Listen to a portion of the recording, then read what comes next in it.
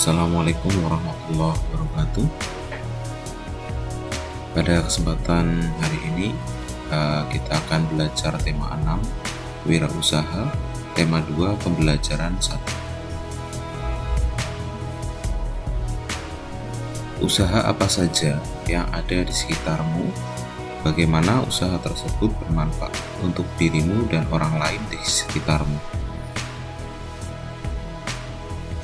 Amati ketiga gambar yang telah nampak dan kalian bisa menuliskan hal yang ingin kalian ketahui lebih lanjut tentang kegiatan wirausaha pada gambar di atas dalam bentuk pertanyaan. Kita perhatikan gambar yang pertama adalah gambar usaha fotokopi. Kemudian gambar yang kedua adalah usaha pangkas rambut. Kemudian yang ketiga adalah usaha bengkel kendaraan bermotor. Nah, apa saja hambatan ketika menjalankan usaha-usaha tersebut? Dan berapa penghasilan yang diperoleh dari usaha-usaha tersebut? Jawabannya adalah setiap usaha memiliki hambatan dan penghasilan yang berbeda-beda.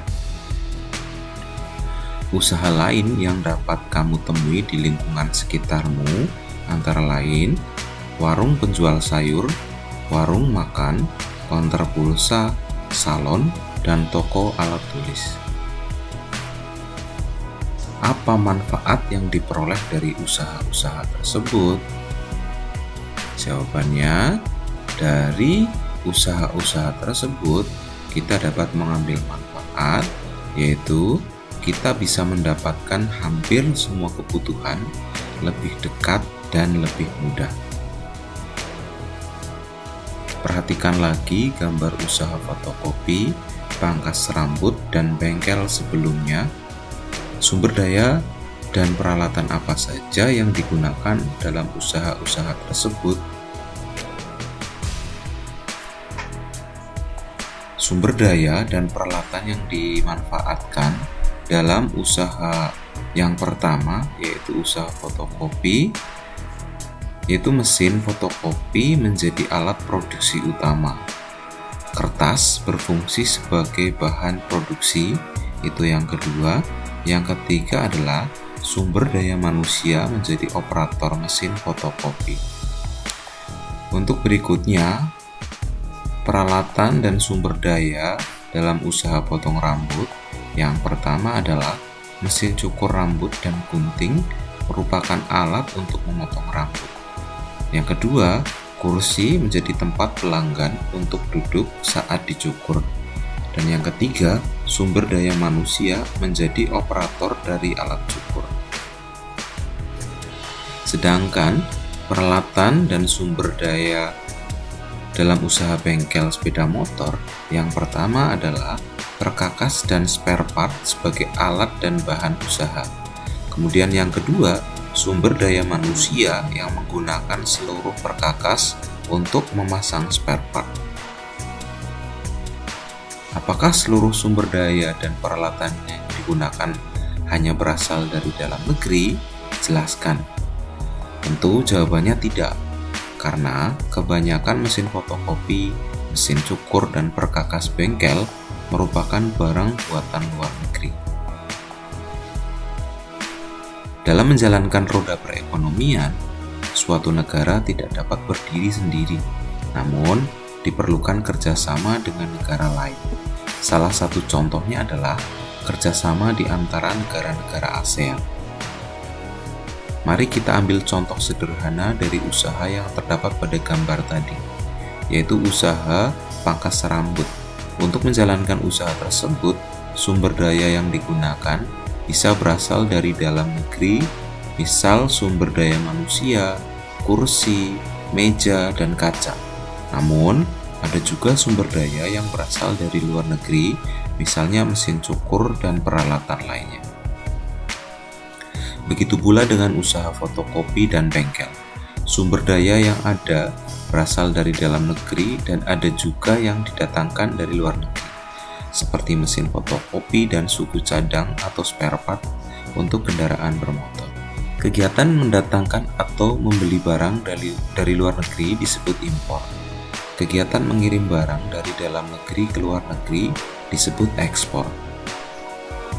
Ekspor batik terus meningkat.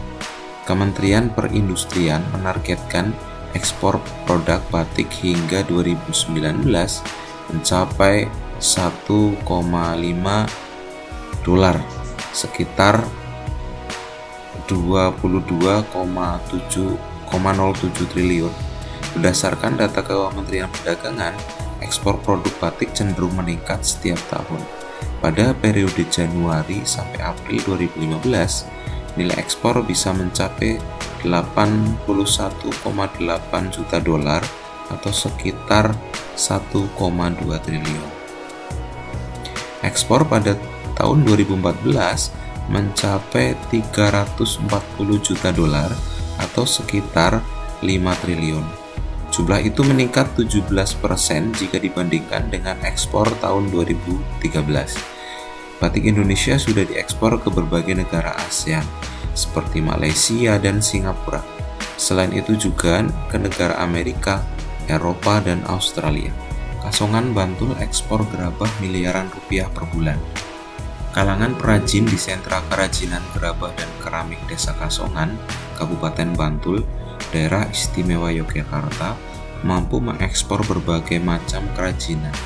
Ekspor tersebut mencapai 80 kontainer per bulan atau setara dengan sekitar 6 miliar rupiah.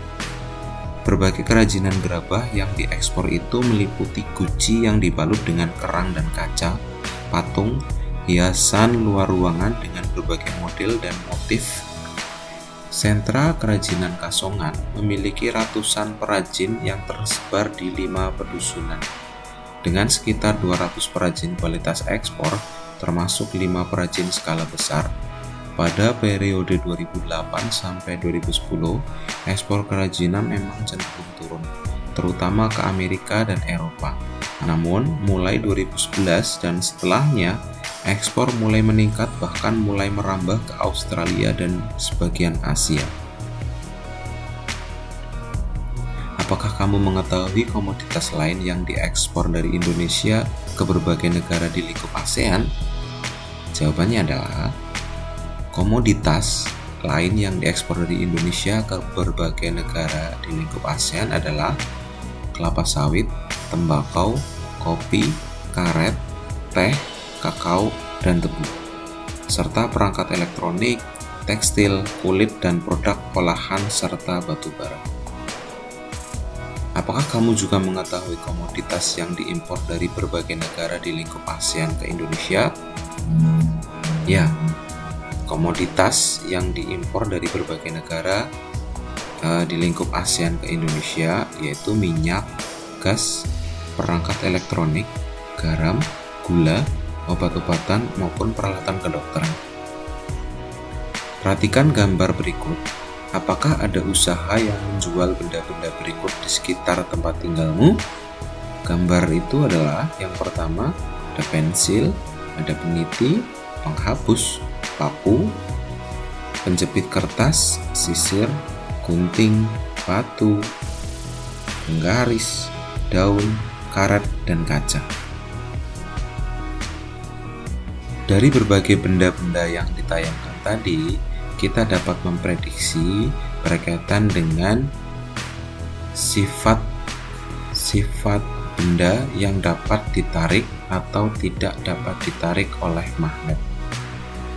Mari kita amati satu persatu. Pensil merupakan benda yang tidak dapat ditarik oleh magnet. Peniti dapat ditarik oleh magnet. Hapus tidak dapat ditarik oleh magnet. Paku dapat ditarik oleh magnet. Penjepit kertas dapat ditarik oleh magnet. Sisir tidak dapat ditarik oleh magnet. Gunting dapat ditarik oleh magnet. Batu, kayu, daun, karet gelang, dan kaca semua adalah benda yang tidak dapat ditarik oleh magnet.